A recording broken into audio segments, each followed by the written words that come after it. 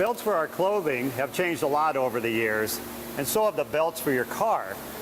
In the old days, you used to have just single belts, and each belt drove a particular accessory like a water pump or an air conditioner. Well, years ago, automakers went to what's called a serpentine belt, and this one belt goes around all the different accessories and turns them all by itself. This belt also lasts a lot longer than the old style of belts.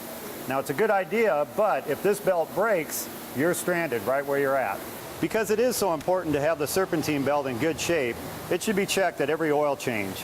Some minor cracks are normal, but if a belt has a lot of severe cracks in it, it's time to replace it. If the belt has been damaged and has rubber chunks knocked out of it, it needs to be replaced as well.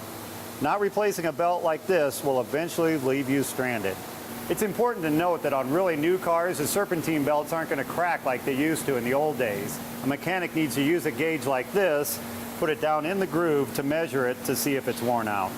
There are other parts of the serpentine belt system that can break as well, and either way you're going to be stranded.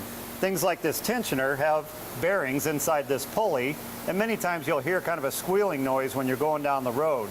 That's a good sign that this tensioner might be going bad. So even though the belt's in good shape, the tensioner might be going out. And once again, if that breaks, you're stranded right where you're at. Sometimes people get a little confused between a timing belt and a serpentine belt.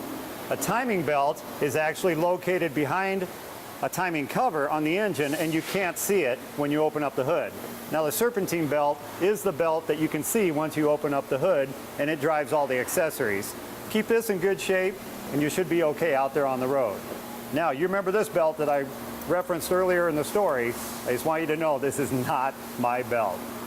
But I'm sure I did have one like this back in the day. For Channel 6 News, I'm Jim Champion, the Auto Guy.